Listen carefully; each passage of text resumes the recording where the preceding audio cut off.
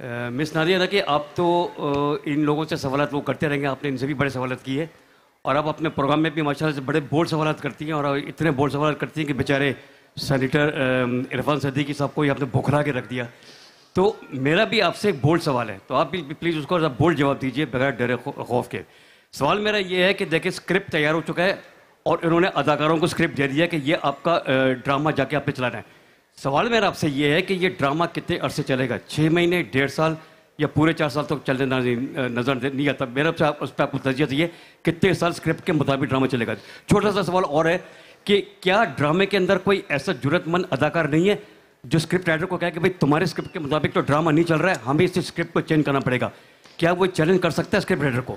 देखिए, एक्टर्स जो है स्क्रिप्ट राइटर को चैलेंज कर सके ना कर सके, ऑडियंस ने चैलेंज कर दिया है। जो ऑडियंस थी उन्होंने चैलेंज कर दिया है और मेरे ख्याल से जैसे आप समझ रहे हैं, जैसे जरार ने भी कहा कि वही होगा जो उन्होंने लिखा हुआ है। आई थिंक अब बहुत घबराहट है और ये घबराहट हम फील कर रहे हैं और अब इस घबराहट का क्या नतीजा निकलता है, अगर वो वसत की तरह सिनिकल ना हुए और सिनिसिस्ट ना बने, तो मेरा ख्याल है कि वो कुछ अच्छा ही फैसला करेंगे। लेकिन बहरहाल गेम हाथ से निकल चुका है। एक तो था ना गेम इज ऑन, वो कहा करते थे गेम इज ऑन। इस वक्त ऑडियंस ने कह दिया गेम आपके हाथ से निकल चुका है। और जैसे आपने कहा कि सियासतदान, अगर you mean that whether they challenge it और नॉट, आई थिंक अपने तही उन्होंने कोशिश की। Right now I am a severe critic of PTI and especially the way the governance style was there, और 2018 में जिस तरह से वो भी आए थे। लेकिन इस वक्त मेरे ख्याल से चैलेंज इमरान खान ने ही किया है। देखिए, जेल में जाकर मैंने देखा है सियासतदानों की कमर में भी तकलीफ होती है, जहनी तवाजुन भी थोड़ा हिलने लगता है, बीमार भी हो जाते हैं। ये वाहिद आदमी है जो अब तक बीमार ही नहीं हो रहा। उससे जाके पूछो कि तुम्हारे हाल कैसे हैं, वो कहते हैं इस पर बात ना करें, कोई और बात की जाए। तो मेरे ख्याल से this has been somebody who's really, इस एक्टर ने चैलेंज जरूर किया है और I'd say जो क्रिएट किया गया था उस क्रिएशन ने चैलेंज कर दिया है। Another question जी, कितने अरसे चलेगा ड्रामा, कितने अरसे? ये कहना तो अब कबल इस वक्त। आप कितने अरसे चलाना चाह रहे हैं?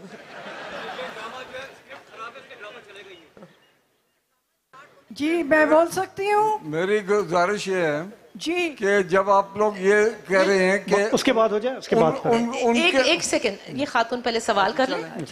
जी हमें वसत साहब, आपने कहा 9 मई के बारे में, तो प्लीज हमें समझाइए कि वो क्या चीज थी जो अभी तक किसी के समझ में नहीं आया, किसने किया था, किसने नहीं किया था, ये आप प्लीज। मुझे पता है आप घर जाएंगे, नहीं लेकिन हाँ मैं समझ गया आपका। आपका काम है सिर्फ मजम्मत करना, इधर उधर के सवाल नहीं करें आप। जो आपका काम है वो करें। अच्छा, दूसरी चीज वसत साहब, आपसे डायरेक्टली एक टेक्निकल चीज है। जी सर। आपके प्रोग्राम को हम लोग बहुत शौक से सुनते हैं और आपको बहुत शौक से सुनना चाहते हैं, लेकिन आपकी सुनाई नहीं देती है।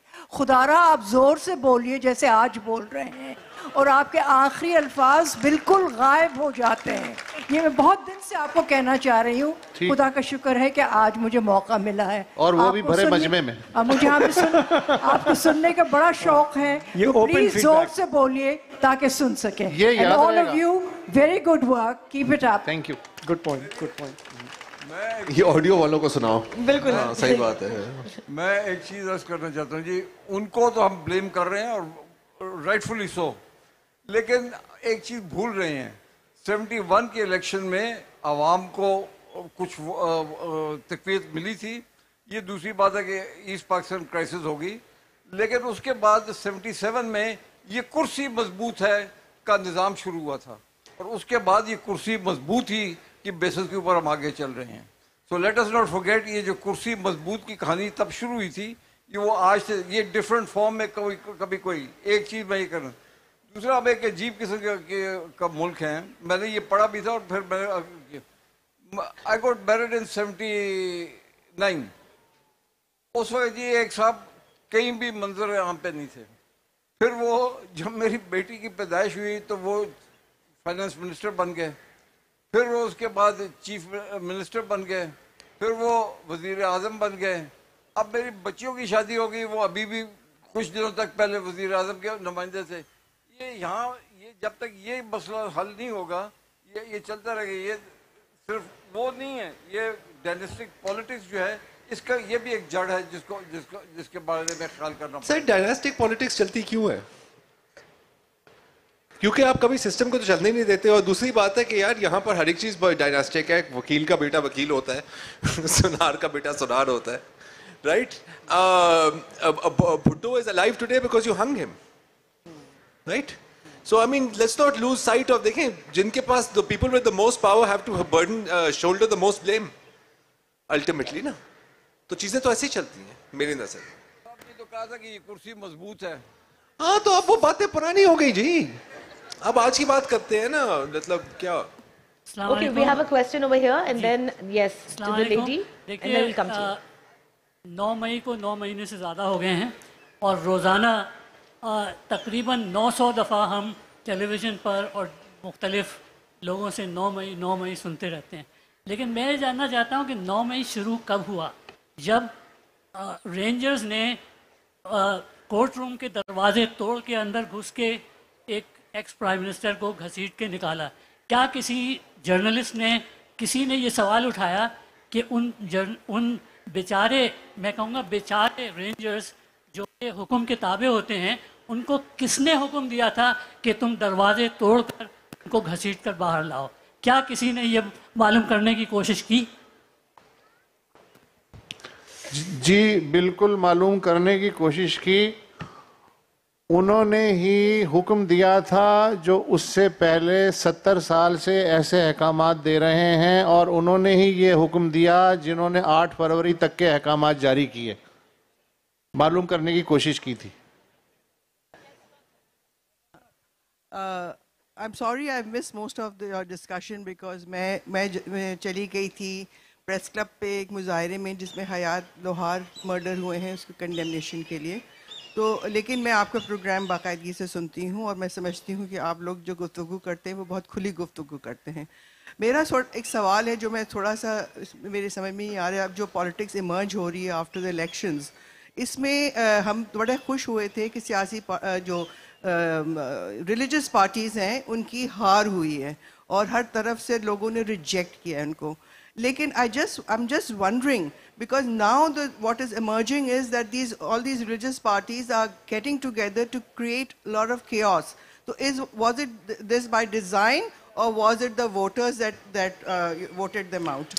Where are the religious parties getting together to cause chaos? Yeah, I think right अब आप देखें कि ये जो बन रहे हैं नेटवर्क्स बन रहे हैं, तो सारी जो अब देखिए जो GDA ने किया कि उन्होंने भी रिलीजियस पार्टीज़ के साथ इतना बड़ा इज्तिमा किया, जुमे की नमाज में उन्होंने लोगों को जमा किया, जबकि Sindh has never talked about religion, बल्कि यहाँ सूफ़ी पॉलिटिक्स सूफ़ीज़म होता है।